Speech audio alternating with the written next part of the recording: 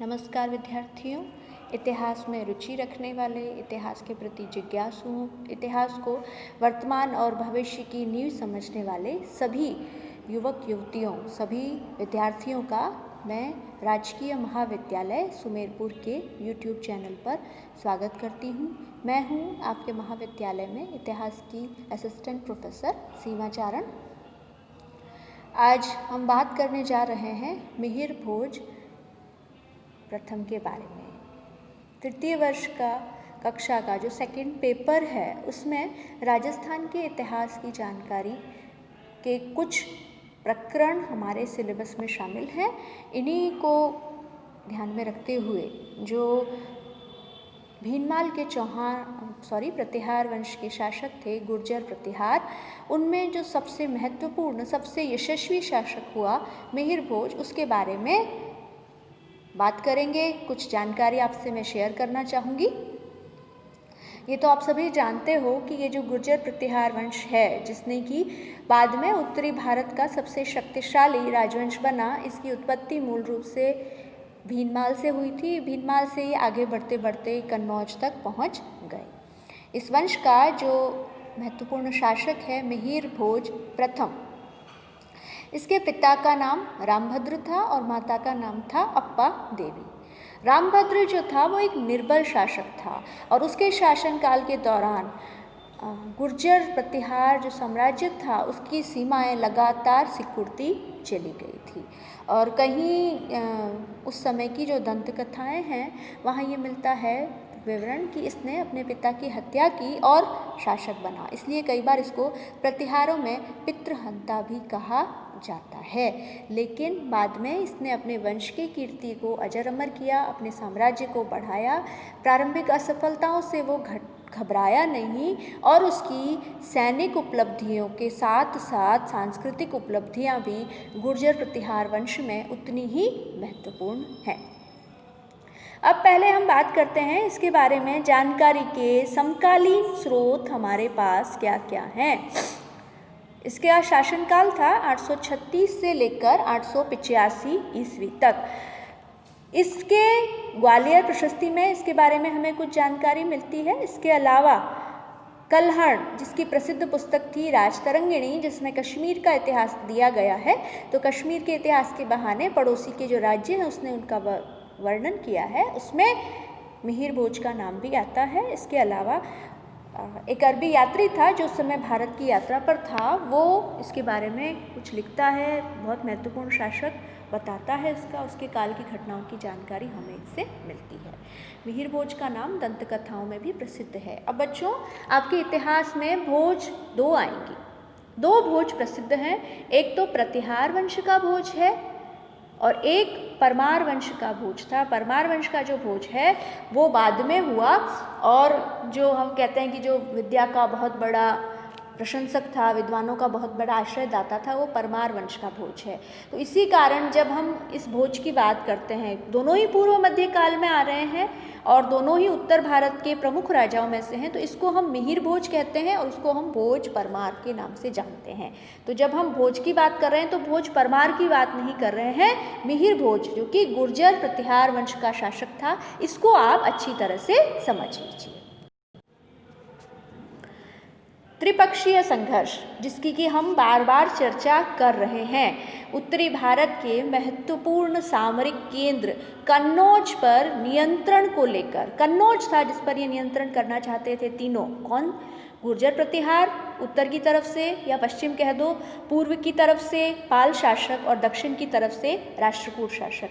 इन तीनों में जो कन्नौज पर आधिपत्य को लेकर, कब्जा जमाने को लेकर जो संघर्ष चला 150 सालों के लगभग, उसको जो है हम त्रिपक्षीय संघर्ष के नाम से जानते हैं। जैसा कि मैंने बताया कि इसके जो पिता थे रामभद्र, वो एक निर्बल शासक थे और उनके शासनकाल में धर्मपाल ने उसको पराजित किया, ध्रुव से भी वो पराजित हुआ। तो इसके बाद में पाल शासक देवपाल और ध्रुव से पराजित होना पड़ा। भोज ने भी जो है इसने अपने वंश की कीर्ति को बढ़ाया, लेकिन शुरुआत में उससे पराजित होना पड़ा। अपनी दो प्रबल शक्तियाँ, पाल नरेश देवपाल से वो परास्त हुआ और राष्ट्रकूट नरेश ध्रुव से पराजित हुआ। यानी उसके शासन का जो प्रारंभिक काल था वो संघर्षों से भरा था, लेकिन अंततः जो व्यक्ति, जो शासक अपनी प्रारंभिक असफलताओं से घबराता नहीं है, उनसे सीख लेता है और उसी को अपने आगे आने वाली सैनिक उपलब्धियों में एक नींव बनाता है, वही शासक इतिहास में अजर अमर हो जाता है। और इसी कारण मिहिर भोज का मैं कह रही हूँ कि हम इसको अजर अमर कहते हैं। अपनी प्रारंभिक असफलताओं से वो घबराया नहीं, जो परास्त हुआ उसके बाद में उसने अपनी सैनिक शक्ति एकत्रित की और बाद में राष्ट्रकूट शासक कृष्ण थर्ड था, कृष्ण तृतीय, उससे मालवा मिहिर भोज ने छीना। मालवा और गुजरात पर राष्ट्रकूट शासक कब्जा करके उत्तरी भारत में आगे अभियान बनाने के लिए एक आधार बनाना चाहते थे। उनका ये सपना भोज ने चूर चूर कर दिया। इसके अलावा पाल वंश का शासक देवपाल और उसका अगला शासक विग्रहपाल, इसको पराजित किया और अंतिम रूप से कन्नौज पर अपना अधिकार जमा लिया। जो कन्नौज पर अधिकार को लेकर के पिछले 100-150 सालों से राष्ट्रकूटों, पालों और गुर्जर प्रतिहारों में जो संघर्ष चला आ रहा था, उस संघर्ष की अंतिम परिणति मिहिर भोज ने प्रदान की। उसने कन्नौज पर कब्जा जमा लिया और ये साबित कर दिया कि वो तत्कालीन उत्तरी भारत ही नहीं तो पूरे भारत में अगर कोई सबसे शक्तिशाली शासक है तो वो स्वयं मिहिर भोज है। अब हम आते हैं इसका साम्राज्य कहाँ तक फैला हुआ था। मिहिर भोज का साम्राज्य उत्तर में हिमालय की तराई से लेकर दक्षिण में बुंदेलखंड तक फैला हुआ था। पश्चिम में राजपूताने का मरु प्रदेश, जालोर से तो निकले ही थे भीनमाल से लेकर के पूर्व में बिहार तक था। बिहार के आसपास जो है पाल साम्राज्य शुरू हो जाता था, तो वहाँ पाल साम्राज्य से इसकी सीमाएं टकराती थी। उसने इतना बड़ा साम्राज्य स्थापित कर दिया था।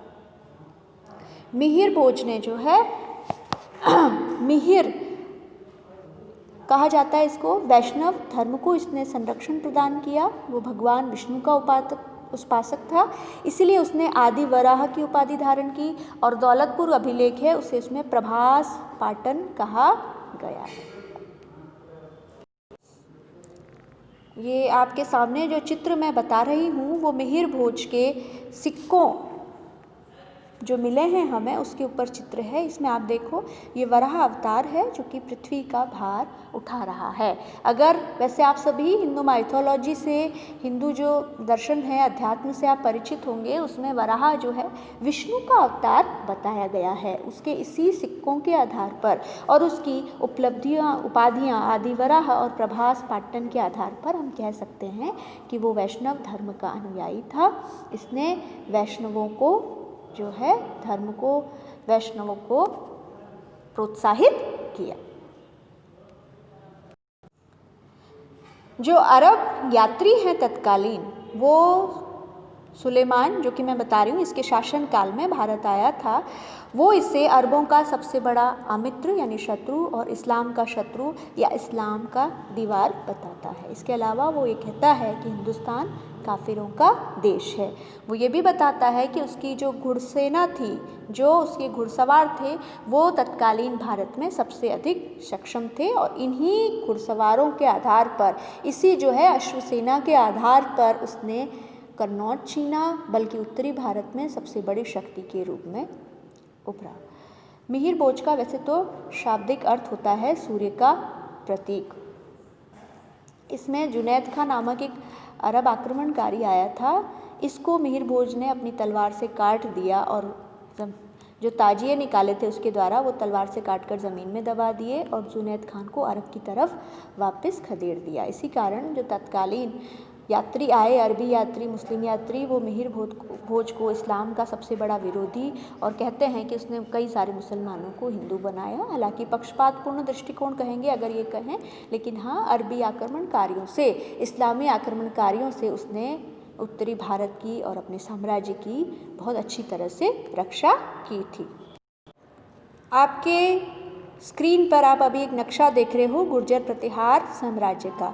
यहाँ देखो पाल शासक जो हैं वो इसके साम्राज्य से लगभग टकरा रहा इधर राष्ट्रकूट साम्राज्य है, और उस तरफ देखो अरब आक्रमणकारी सिंध से जो है लगातार गुर्जर शासकों पर दबाव बढ़ा रहे थे। यही मिहिर भोज की सबसे बड़ी उपलब्धि है कि प्रारंभिक रूप से वो पाल शासक देवपाल से पराजित हुआ, राष्ट्रकूटों से भी पराजित हुआ, लेकिन इन पराजयों से वो घबराया नहीं। उसने राष्ट्रकूटों को पराजित करके मालवा पर अधिकार जमाया, इसके साथ ही साथ देवपाल को भी परास्त करके कन्नौज पर आखिरी रूप से उसने अपना आधिपत्य जमाया।